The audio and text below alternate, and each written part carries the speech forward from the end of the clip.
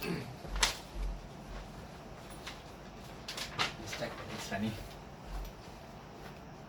Yep, it's running. Just finish that cup of water. Yeah. Oh. Yeah. Thank you. Okay.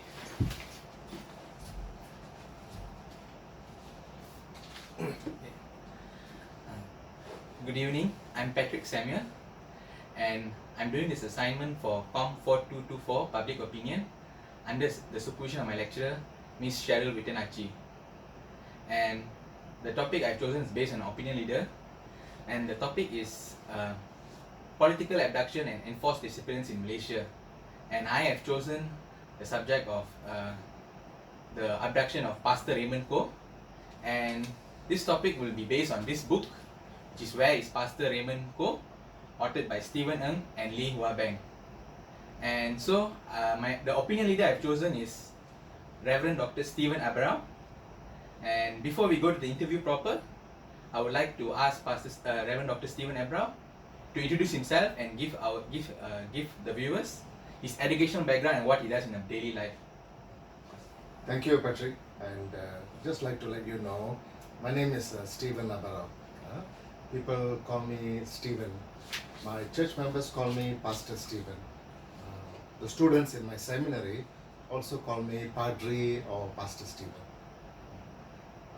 I have been raised in Petaling Jaya, and my education background is that I did my primary and secondary school in Bukit Bintang Boys Primary and Secondary School in Petaling Jaya, and after that I went into the University of Malaya. I studied in University of Malaya.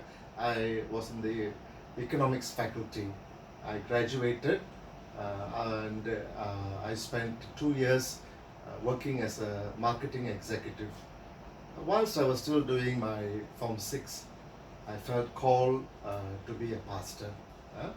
And whilst also a student, I was very interested in society, not necessarily politics, but issues of justice, issues of fairness. I used to be very involved in the schools. I was a prefect in schools, and I used to take up, on the side of those who we nab or get caught, and some of them are gangsters involved in gangs. And getting to know them, I realized that there is a reason why they end up doing what they're doing. And sometimes, in our excitedness, passion to enforce the school laws as a prefect, I realized that we were not fair. So from there grew my own passion for a sense of justice and fairness, that justice is not seen to be done, but is actually done, and it's seen to be done. And that was the beginning. And my own faith as a Christian strengthened me, and I felt the call to do something like that. But I was asked to finish my university education, work, and then after that, if I really feel like that, come into the seminary to be trained as a pastor, which I did. I studied in this seminary, Seminary Theology, Malaysia. I graduated with a Master's in Divinity, and then I was posted to Tapa. My first 7 years as a priest, I was a priest in Tapa. And at Tapa, also, I was involved with, my church consisted of about people coming from 5 estate plantations. And I was very much interested in the issue of fairness, how the estate managers treat them, were they paid fairly, what were their health issues. I also used to run a hostel for boys from difficult homes, and from there also I was very passionate, and my interest to educate people about fairness, about justice being seen to be done. It only increased my own passion for that. Thereafter, I was posted to Ipoh. In Ipoh, I was there for 15 years as a priest. And even there, I was involved with my church members who also involved, some of them involved in crime, get caught in the crime. Some of them are police and security personnel. And I get to hear from both sides the issues of justice, the issues of meting out punishment and fair play. And so we could see that. Then, after 23 years, my head of church, the bishop, asked me to come to the seminary to teach students. In the meantime, I was involved in our Anglican church, the Diocese of Malaysia. I was at one point of time the chairman of the diocesan social ministry, and after that I was appointed to overlook the work of the Indian and Tamil board in our Anglican church. So I became a sort of an opinion former, a leader, training people on that perspective. And then I also got into clinical pastoral education, which actually deals with helping people to integrate their personality, their actions, and also their faith, to integrate them. So that is my specialty. I've been posted here so that I can train pastors, future priests, specifically to integrate their faith, action, and their personality. So I get invited to different churches to talk and about opinions. How do we give pastoral care to victims? How do we give pastoral care to perpetrators of the crime? So that pastoral care is not just care for the victim, but also the perpetrator. So my whole life in shaping people's mind and helping them to think through issues was based on that. Of course, at the same time, so that I don't lose touch with the grassroots, my bishop also asked me to have oversight of St. Mark's Church in Seremban. So I'm also a parish priest. I'm just not an academician right now. So I received my doctoral degree from the Southern Methodist University, Dallas, Texas. Also, I focused on pastoral leadership, which engages marketplace and issues of social science and leadership and justice. So that's basically my educational background. Patrick, do you think that that suffices? Yeah, that suffices. So, I'd like to give a brief background in this case. Pastor Raymond Koh was abducted on February 13, 2017 under mysterious circumstances, and it has been 2 years now and he has yet to be found. The SUAKAM, which is the Human Rights Commission of Malaysia, had an inquiry on this matter, and at the conclusion of the inquiry, they found the Special Branch Force of the Royal Malaysian Police responsible for the abduction of Pastor Raymond Koh. Till today, there's been no closure to his family nor his church community. So I'll move on to the interview proper questions right now. Okay, so my first question, Pastor. Which media was your first source of information regarding the abduction of Pastor Raymond Koh, and what was your initial reaction regarding this news?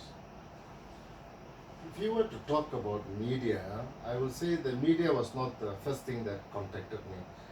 It was really a phone call from one of the church members that Pastor Raymond Koh was actually involved with, and he was asking my opinion. Have you heard the abduction? Have you seen the WhatsApp virals? Have you seen the Facebook? Do you know anything about that? And I said, this is new to me. And he said, why don't you pay attention and we'd like to know what you think about these things. And the next thing I know, on the WhatsApp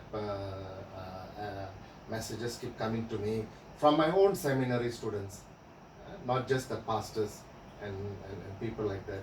By the way, I'm also involved with the MCCBCHS, the Majlis, that interreligious body in Malaysia. Okay, I'm also involved there. So I also have messages coming in from them asking me, Stephen, what do you think about these issues? So yes, it was an immediate phone call from someone in the same church as Pastor Raymond Koh was, and then which alerted me, and then soon after the WhatsApp started coming. So I would say that would be the first media or avenue which I heard about Pastor Raymond Coe's abduction. But can you explain what was your initial reaction? What did you feel Okay. and what did you... I was actually in some way I was not surprised. Somehow with the way the country's extremism, what the media has been highlighting, the differences and extremist views goes unchecked.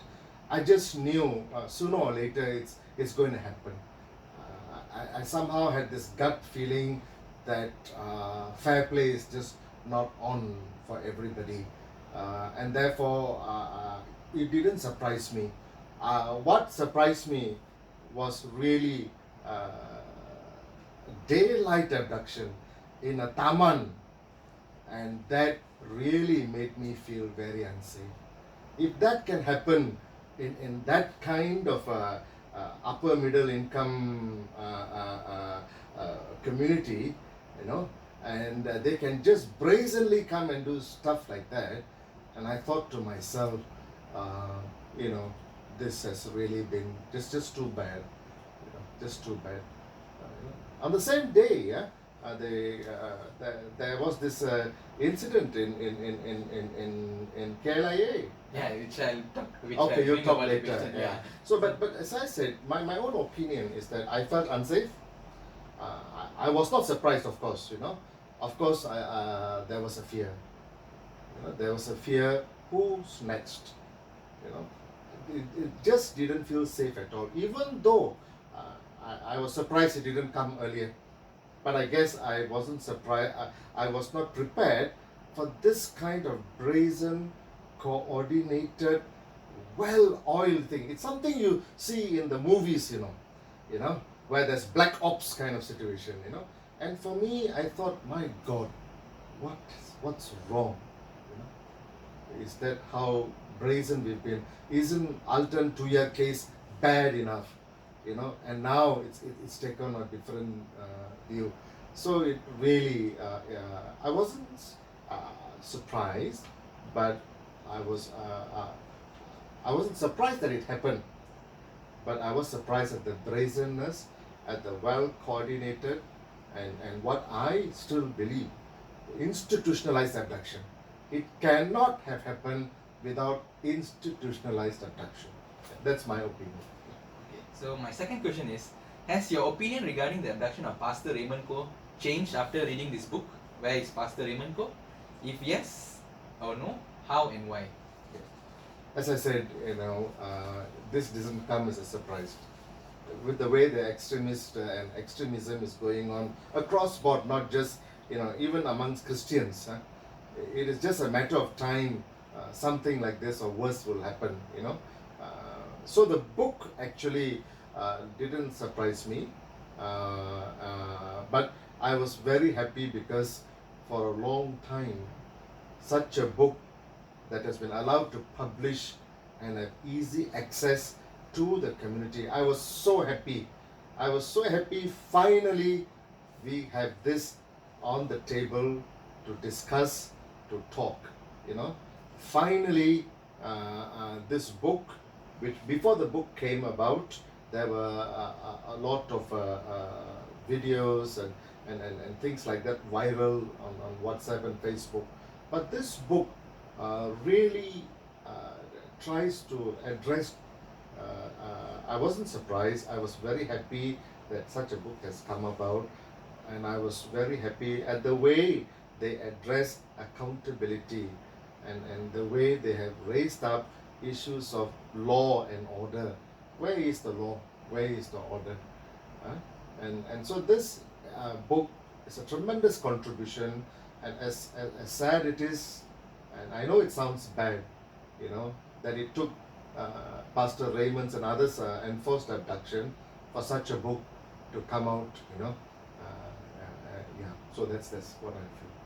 Okay, my third question, being an opinion leader, you must have spoken to many members of the church or maybe the seminary community regarding this issue. Could you share with the viewers what was the general sentiment regarding this news? The general sentiment basically is one of disappointment with the enforcement agencies. They were very disappointed. There was a huge amount of sympathy among across the board, across the races in the church community, without even me having to organize prayers on this. People just started praying in prayer groups at home. Even a small coffee table when the food is served, we just like to say grace in there. Say thank you, Lord, for the food. Bless the food, bless the people who prepared the food, and Lord, we remember Pastor Raymond. I mean, that was how it was. I think there was a huge outpouring of sympathy, and actually, what surprised me was people actually sympathized with the authorities who want to get and do things right. They were praying for police officers. They were praying actually for officers of the law to really step up, and that they will come out of the what they have perceived climate of fear, and they were sympathetic to them. So I was taken aback by that. Actually, people were not cursing the security forces or the police, or of course at that time we didn't know who was Suhakam thing hasn't come up. Nobody actually has stepped up and said yes, we are responsible. Suhakam can come and say what they want to say, but nobody actually came up and say, oh yes, I am responsible. Not really. I have not seen anything like that.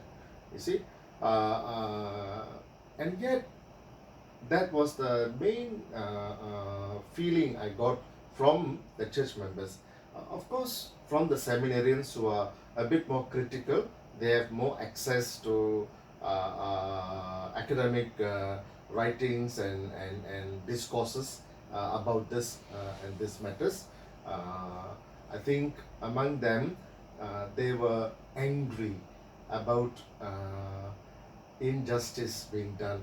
How come they cannot close this case? What was so difficult? So there was this, instead of a sense of paralysis, I was surprised. I was surprised that people were not paralyzed this time. They were acting. They were writing emails. They were sending WhatsApp messages to their member of parliament, to the local authorities. They were trying to get in touch with their Muslim friends to ask them what they feel about that. And I was actually quite surprised by that drivenness, action. And it didn't paralyze them. So for me, I still remember Operation Lalang, in my younger days. And there was a sense of fear which brought paralysis. But this time, the fear didn't bring paralysis, It brought action. Either they were praying about it, they wanted more information, or they wanted more discussion on this matter, and they acted in prayer, they acted in writing to the authorities to ask for information. They got on a signature campaigns. They began to send WhatsApp messages or Facebook to say support this, say yes, So I thought that was what I saw. Okay, my next question will be, R. Nadeswaran, a veteran journalist, said the book is an explosive account of an enforced disappearance that has shaken Malaysia. So what is your opinion regarding his statement? I think it is an explosive book. Explosive for the right reasons. Can you further elaborate? Number one, I think it's asking the question, a serious question about our justice system, our enforcement system.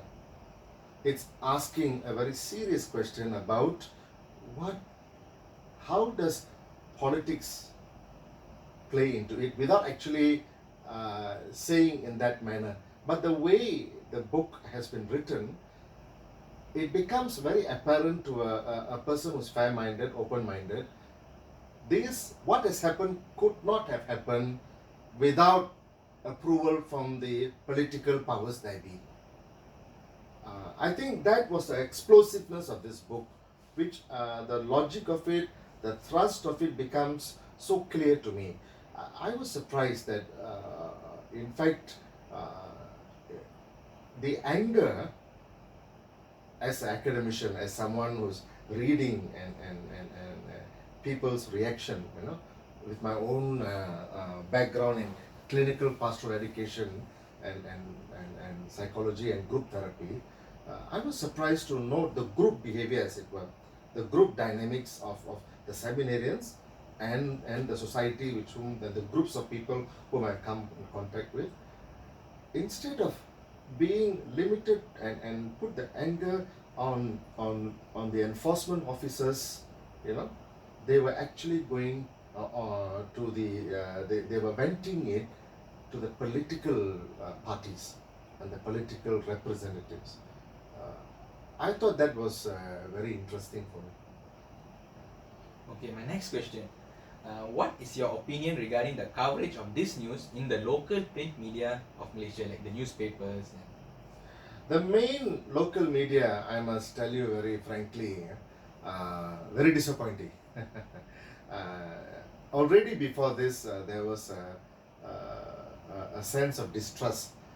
Even though fake news coming from social media like WhatsApp or Facebook or any viral, Instagram or whatever, even fake news gives better insight to what could have happened or what could not have happened. For me as an academician, but when I look at the major newspapers, again, it only sought to reinforce what is on print was actually much controlled by the powers that be, meaning the political parties behind the newspapers. I'm talking basically about newspapers and even basic news reporting over our televisions. So it was actually quite disappointing, really, very disappointing. It didn't give credibility to the news that comes from institutionalized media. I think I saw people shifting their trusts and giving more credibility to non-institutionalized media. So if your media is institutionalized, meaning owned largely a huge portion by a political party, doesn't matter if it is the government party or the opposition party, the ruling party or the opposition party, it doesn't matter. It doesn't matter if the roles are changed right now. But the way I am reading people's look is that, look, the people have changed shirts, but the same malaise is still there. The disease is still there. We can't trust you. And that is dangerous because whatever fake news that is out there now has more credibility than institutionalized media. Okay? And that is where I also find when I read accounts that the political parties themselves may have actually realized it and have their own non-institutionalized media. They hire what we call what troopers we call them? Cyber troopers. Cyber troopers. They hire cyber troopers because they realized the credibility and the kind of authority that people give to the institutionalist media is gone. And so they had these cyber troopers to come in and as if to give them on the from the grassroots it's coming up, and this is the reality. I find that sociologically, in terms of group behavior and dynamic, this has happened, but the political parties have not kept quiet. They have now moved on to have this kind of non-institutionalized media. The problem with all this is that I'm afraid sooner or later people in our country just have lost faith in anybody and everybody. The nation was built on trust. The nation was built on a kind of understanding, you know, and respect, you know. And I still remember Rukun Nagara, you know. We trusted, we believed. But when things pan out this way, I think that's the danger, where the whole underpinning of relationship or nation, that is trust, is just gone. Okay, my next question will be an interesting one.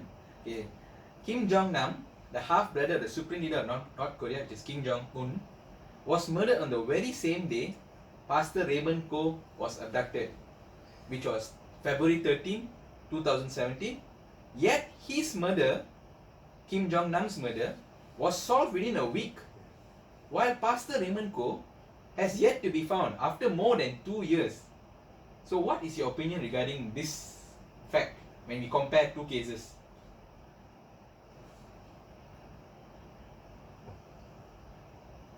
What do you want me to say?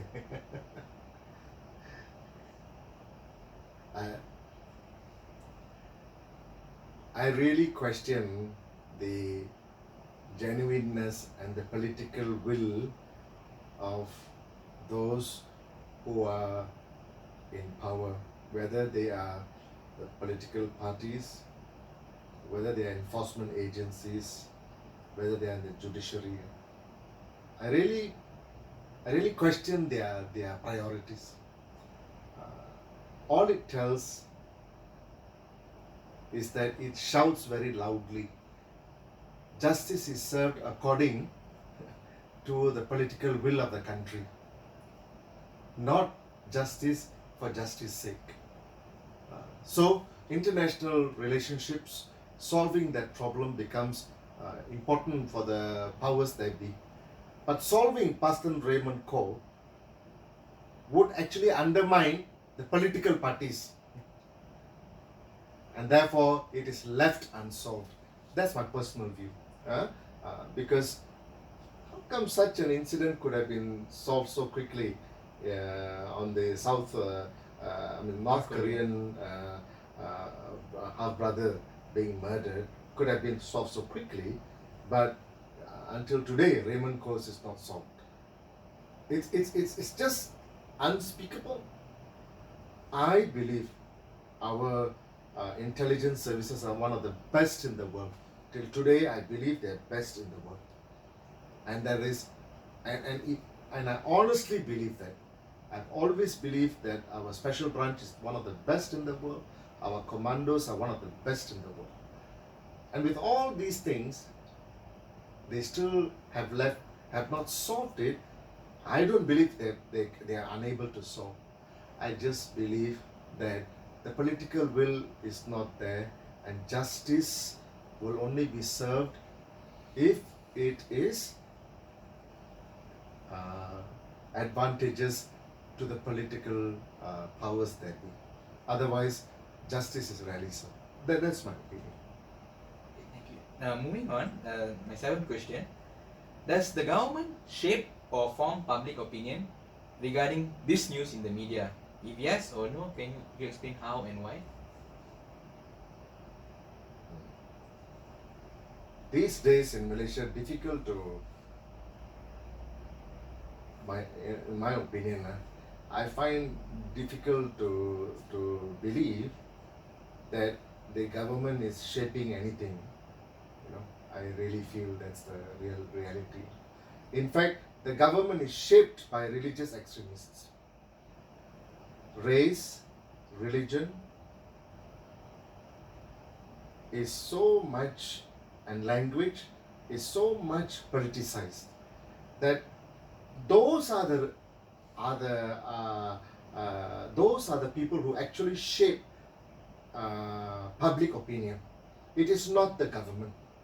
The government panders to those who play up race, religion, and of course language.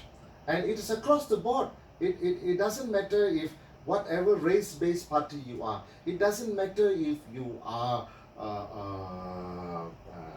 governing party or the opposition party. Across the board, that is the common denominator. And as I step back and have a look at it, the government have lost credibility. They have lost the political will and the authority and leadership vision to shape public opinion. They have allowed those little Napoleons who speak and shout and command the loudest on race, on religion, and language issues. They are shaping public opinion, not the government. Not in the least are the government able to do it. In fact, every time a government official opens the mouth, I realize a lot of people just not giving it any serious currency. That's my opinion. Okay. So my 8th question is, how is any news on race and religion portrayed in this country by the media? Maybe you could further explain, like, on a general aspect, basically, not just this any topic regarding race and religion. Okay. How the media portrays it. Yeah. As I said, I'm not confident that the media portrays it fairly.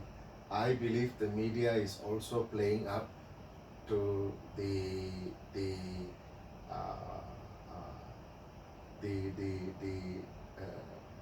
individuals or charismatic leaders who champion race, religion, and language issues. So, in my opinion, even the media is not free. They still, in my opinion, the media still panders to these people who champion these issues. There is I'm surprised, that I sense a greater element of fear among the media about this non-governmental religious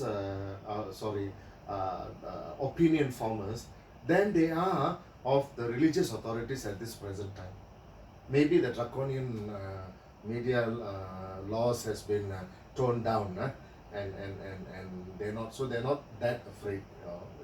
I find that there's more boldness in that aspect. But I do find that the media need to step up, and they really need to be fair. They need to allow diverse opinions to be aired and discussed and commented on freely. I must add a caveat here, the first few months when Pakatan Harapan came into government, Awani was so refreshing. I loved Awani. I think after 8 months, I think I'm getting the same of the old. I find that there could be more fair ways of reflecting intellectual discourse and really interviewing people and treating them with respect. I think the media can do it more, can do more. But a follow-up question to what you just answered. So you don't get this vibe of Malaysia Baru, and that despite this disappearance has occurred over a phase where our government has changed, Yes. but still it has not been solved. Yeah. And so are you saying the forces are still the same that keep these things in place? Like Pastor Raymond has not been solved till now, even though a change of government, and we were talking and you was mentioning about Astro Awani being refreshing and reverting back to the old after 8 months. So what do you have to say about that? I think initially the exuberance was there, it's genuine. And But why is it I just faded? feel that the Pakatan Harapan government itself was not prepared to be the government. That's my honest opinion, that they were not prepared. They themselves were shocked that they were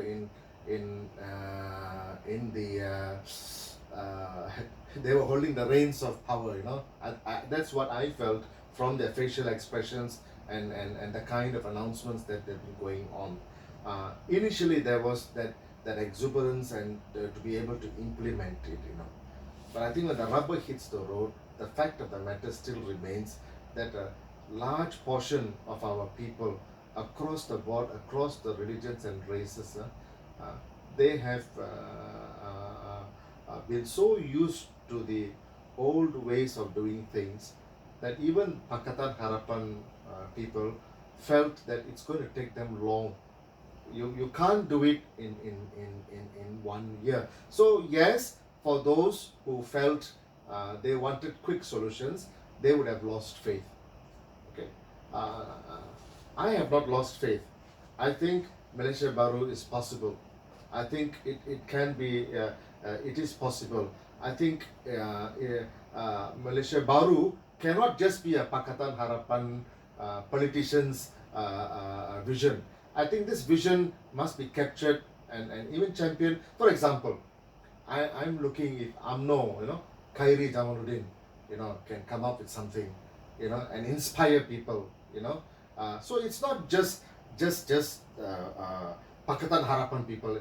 You actually can find politicians who are race driven, who are religiously driven, language driven, even in Pakatan Harapan government. There are people who champion those things, But at the same breath, there are people who are Malaysia Baru, vibes, even among Barisan National Government people. There are people who are like that. You cannot say that they are not. You see, what we see, what is highlighted really is the extremists from both groups trying to coalesce together. I like to see those who are for more liberal or much more forward thinking with the Pakatan Harapan or hope, new hope to coalesce. I don't see that coalitions quite as much. You know something? Bersih played a very important role for the ethos of Pakatan Harapan. The media played an important role by highlighting the way Bersih has come. I don't see that now. I don't see that coalitions of non-political people getting together and say, we want this for our country. But what I do see right now more than ever is political parties and champions of race, religion and language coming together to protect their turf. You can see this in the recent Malay Dignity Forum, where the coalition of those who are looking for race, religion and language coming together. What is the whole thing end of the day? Would that kind of gathering or discussion be allowed, with freedom, no threat to their lives, or enforced abduction? What is to follow them? Enforced abduction. Yeah. So that's exactly my main point of it. So yes and no. We are at a very important stage. It's like an egg being balanced on the edge of a knife. We are our harapan Malaysia Baru is on the knife edge right now. Even with Pakatan Harapan is on the knife edge right now. Okay, my next question will be, what is your opinion on the topic of enforced disappearance and political abduction in Malaysia? I mean, before this 6 months before Pastor Raymond Koh was abducted, I believe there was Amri Chemat, a social activist, and correct me if I'm wrong, Pastor Joshua Helmi and Ruth Helmi. Yes. So I mean, 6 months before Pastor Raymond Koh, there was these 3 cases. Correct. So on a general basis, what do you think of on this topic? What is your opinion on the topic of enforced disappearance and political abduction in Malaysia? I think it's a dangerous trend. I think this book, to some extent, have driven those with the agenda of promoting enforced disappearance underground. They will be much more careful and vigilant about enforced disappearances. I don't think it's gone. I think it's still there. Okay? Make no mistake, okay? People are not fools. They knew what is going to happen because there has been this innuendos and threats over the uttered by politicians and those who champion race, religion and language issues. There have been threats coming up. Be careful, don't overstep your limit. We all know what that means. It is not just be polite, stick to your boundaries. We as Malaysians can read the kind of body language that's up the video clips and the virals that go on, and you can see, the fists, the brandishing of the arms and the body language. You know what they are saying to you. At least I perceived as that. I cannot speak on the other on behalf of others, but actually from among the people of whom I do engage with, they concur with me. They said, Pastor, this is not just asking us to keep to the boundaries. This is saying, if you know what's good for you, you better keep within these boundaries, or something really not nice is going to happen to you. And to a lot of us, we knew what the threat was. I mean, every time this is mentioned, somehow they will mention May 13. So what do you want the public to think of? You can't now come and say, hey, you guys are paranoid. No. The media in cahoots with the ruling party have highlighted, and the way they kept treating May 13, the way the May 13 is brandished every time a general election comes, what do you expect us to do? So when actually prior to Raymond Co, it was building up. But I think it was the arrogance of the powers that be, and they felt that they can get away with anything. They got away with Alton Tria's murder. That's my opinion. There was no justice done. So what does this say about the principles of justice and equality in Malaysia? Your opinion on that? Well, it just say that if you have the right cables, you can get away with justice, and you can also get away with injustice.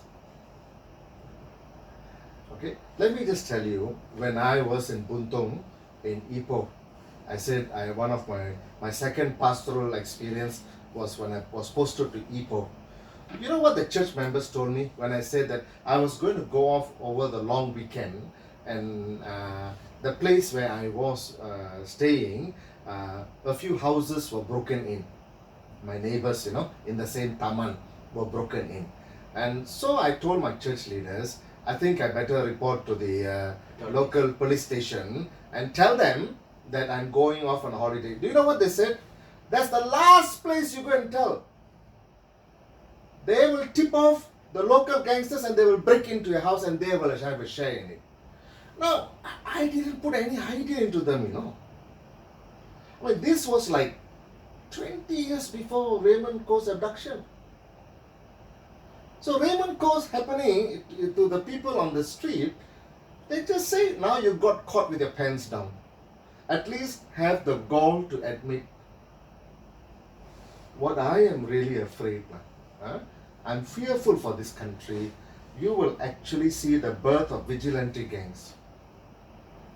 Let me tell you, if this is not tackled properly, if the media doesn't play its role, if it is still panders to the political powers or those who are public opinion formers, like those who champion race, religion and language issues, if the media doesn't stop that, then the media will definitely, sooner or later, will be reporting about vigilante groups in Malaysia, across the language groups.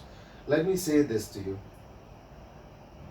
Being exposed as a kid, first being a victim of gangsters in schools, and then they befriend me because I look at justice differently.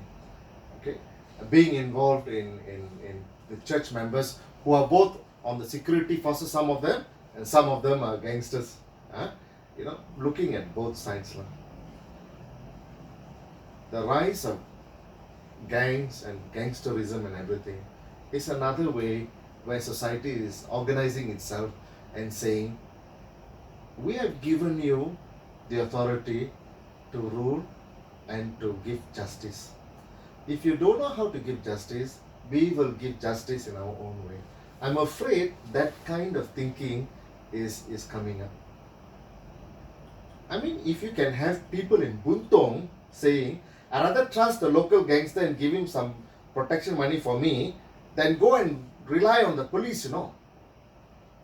Something is wrong. Something has gone really bad. It's not just now. So Raymond Co is just a reflection of how dangerous the situation is.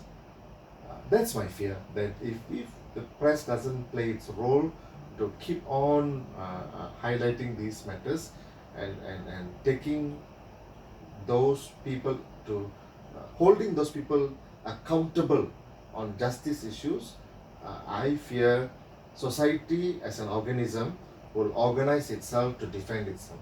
And vigilante justice is just around the corner. That's my opinion. Okay, now moving on to the final two questions for this interview. Okay, the Suhakam Public Inquiry found a special branch of the Royal Malaysian Police responsible for the abduction of Pastor Raymond Goh. What was your initial reaction, and can you give your opinion on this particular verdict? I wasn't surprised they found the special branch responsible for it. I think the verdict is written on the wall. The moment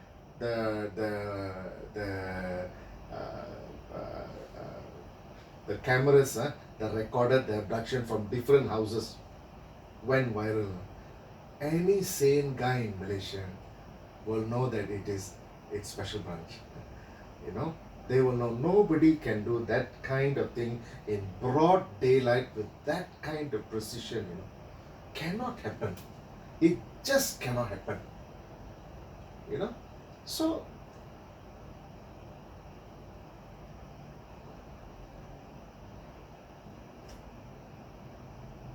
I feel that within this context, my own opinion is that Suhakam came to that conclusion. It's a fair conclusion. I'm disappointed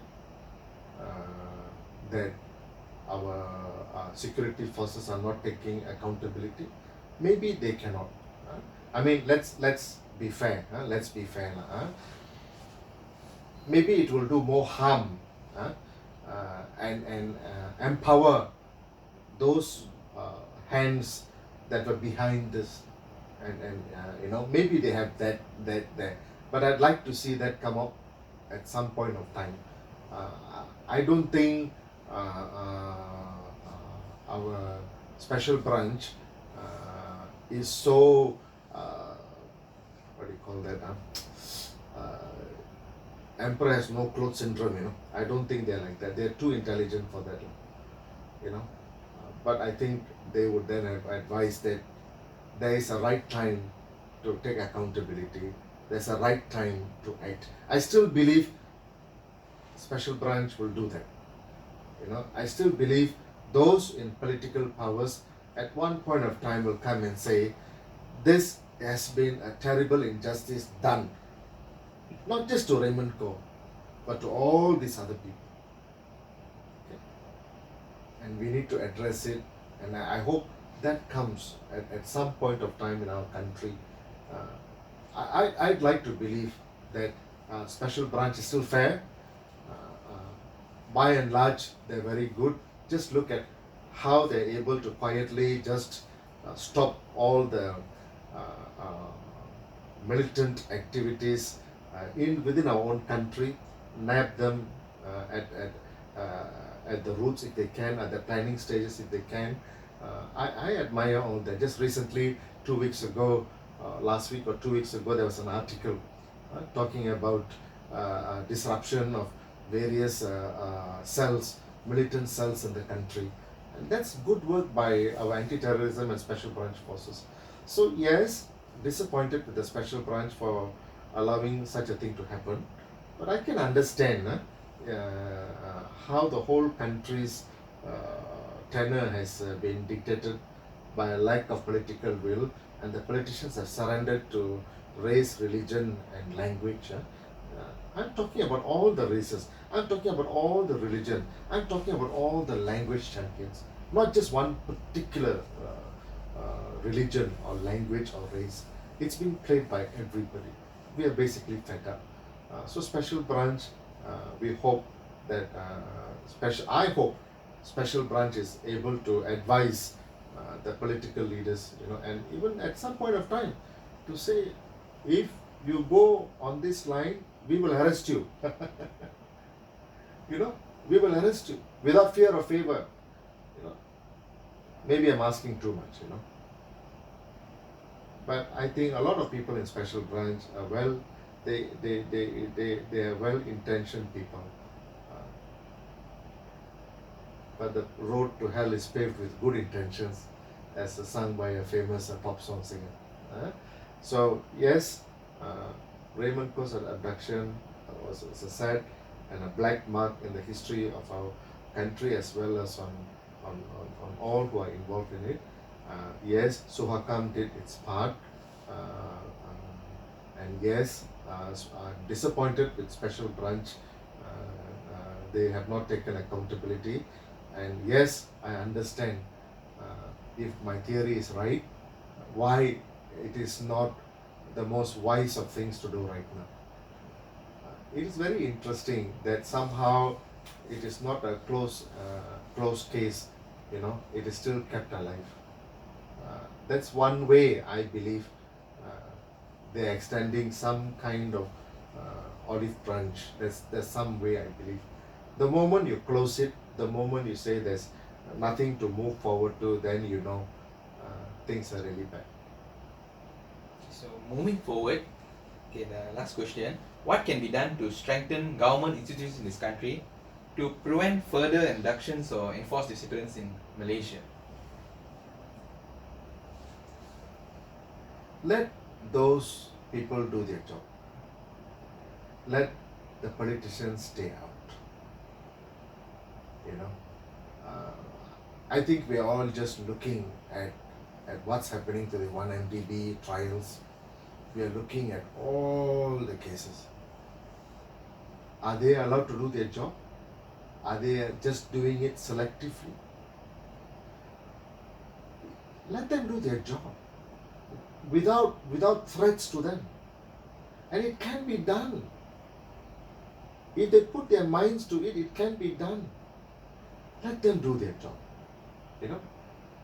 Then I think we can turn things around. We can turn things around, 4 to 10 years, we can turn things around. Could you maybe give some steps or some ways or which they can? Are you saying there should be no outside interference in this government institutions? That is what I'm saying.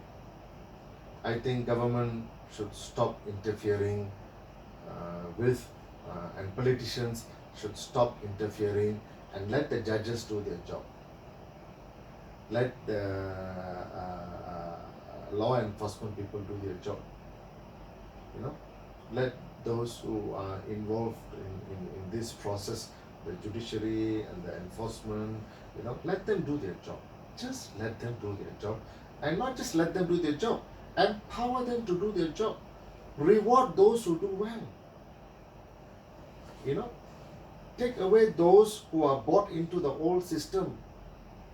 Remove them. And you have to do it in stages. You have to do it in stages. And that's why I say it's not going to happen overnight. It's really not going to happen overnight. So we are thinking as if it's going to take a big thing to do. No, let them do their job. You see, if the politicians who claim to be very religious, if they're really religious, they let them do their job. Don't interfere. But I feel they're not allowed to do their job. Even now, there is this perception they're still selective. They're still selective. Of course, I feel a little bit safer now. If after all I'm involved in a case in the court, right now I feel I get more justice than what I would have got, say, 5 years ago. I feel more that I will get more justice. So I guess that's a step forward. To answer your question, it's not so difficult. let those who are supposed to do their job do the job. Those guys who don't do the job, take them to task. Take them to task. Recently, there was a survey saying 100 police officers involved in drugs or drug addicts. You know, that's only tip of the iceberg. Yesterday, I was traveling in a Grab. Yesterday, I was in a Grab, and the Grab driver told me, his friend's son said, being a cop means if you don't take bribe, you better not be a cop because your life is endangered. Of course, it can be a generalized thing or whatever. I mean, if that is the situation, then we are really talking about a really endemic kind of a problem. I hate to think that you need authoritative leader like Indira Gandhi, declare emergency, and get all these rotten eggs out. But that would undermine principles of a democracy. It would undermine freedom of speech. It would give rise to abuse of authority and manipulation of media and public opinion. And that is not the solution actually. If you really, so on the one hand, let them do their job, empower them to do their job. And I think the public must hold politicians and the judiciary and law enforcement to task.